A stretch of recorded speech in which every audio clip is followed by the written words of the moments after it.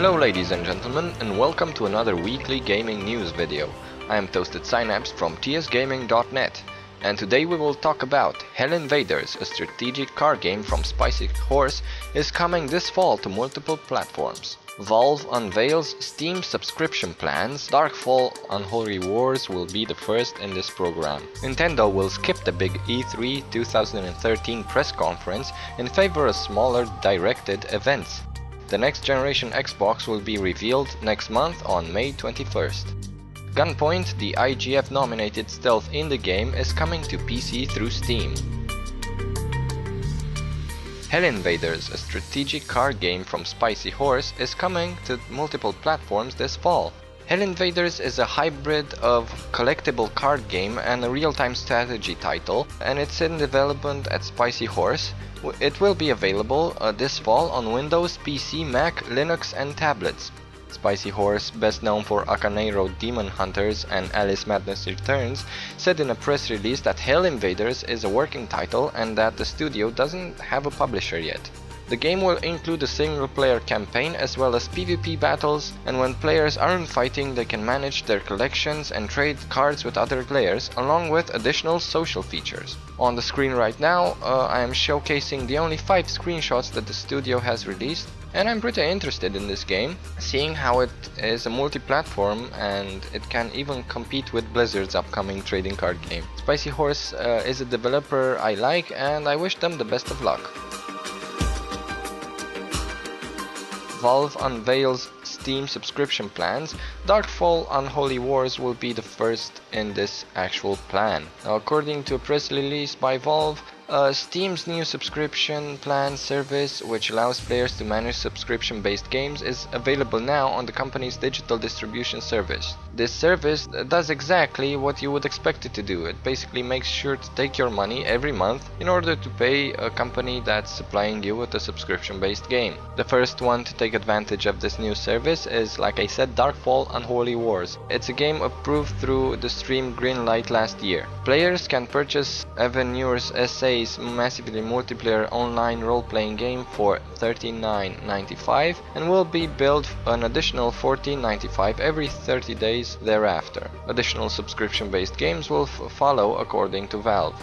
I generally am not okay with the whole subscription-based system in gaming, seeing how maybe sometimes you just don't want to play, but you can't stand the idea of your money going to waste. In the past, there was this whole, the servers require a huge amount of money to run. That does not apply to the modern hardware. I know you guys have an affinity for both the subscription-based games and the buy-once games. Some prefer the former and some the latter. But when it comes to Valve, we have to think that yet again they are expanding into a new domain of gaming, and if that's good or bad, I guess we'll have to see in the future. Nintendo will skip the big E3 2013 press conference in favor of smaller directed events. Nintendo won't hold a traditional large-scale press conference this year at E3, said President Satoru Iwata.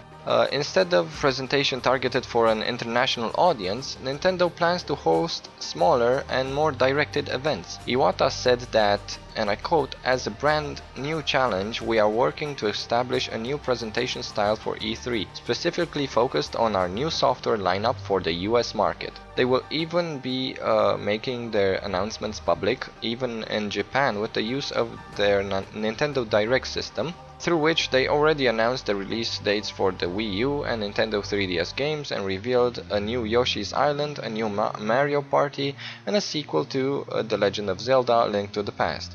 Nintendo plans to talk in detail about the Wii U titles that will launch this year. I was personally looking forward to the Nintendo press conference, as I'm sure you guys were too. Every year we got to see them unveil crazy stuff that was either fun or that had nothing to do with gaming or with what people actually expected from them. I'm not bashing on Nintendo, but I just think that this isn't such a brilliant move, seeing how people may interpret this as them standing down from the major players table. The next generation Xbox will be unveiled at the gathering on May 21st at Microsoft's Redmond campus. Microsoft's Larry Hryb, also known as Major Nelson, wrote on his site that May 21st will, and I quote, mark the beginning of a new generation of games, TV and entertainment. On that day, we'll be holding a special press event on the Xbox campus that we invite you to join us via a live global stream that will be available on Xbox.com, Xbox Live and broadcast on Spike TV if you're in the US or Canada. He also said that we'll share our vision of Xbox and give you a real taste of the future. Then, 19 days later at the Electronics Entertainment Expo in Los Angeles, we'll continue the conversation and showcase our full lineup of blockbuster games. Now, there is a rumor that the Xbox 720 or Project Durango, or whatever they end up naming it, will ship with 3 major features that may displease the general public.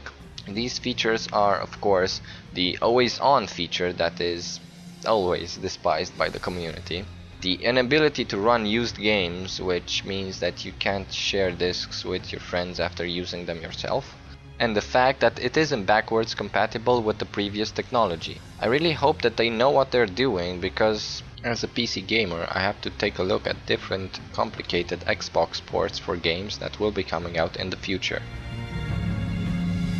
Gunpoint, the IGF-nominated stealth indie game, is coming to PC through Steam. The lead designer Tom Francis announced that Gunpoint, a 2D stealth game requires players to rewire hardware to solve puzzles, will be published for Windows PC through Steam.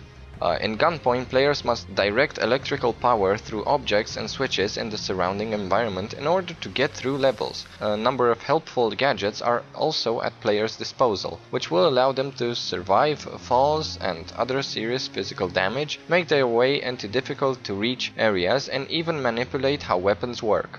Now, I took a look at this game a while back after talking to Tom about it, and I actually found it very enjoyable. You can find it by searching for Gunpoint on my channel and see for yourself if this game is for you. It did win the Independent Games Festival Award for Excellence in Design in 2012. This is Toasted Synapse from tsgaming.net, and I am signing out. Be sure to check out the site and the playlist for the previous news, as well as the other playlists that include first impressions as well as let's plays in a various category. And I wish you a good day.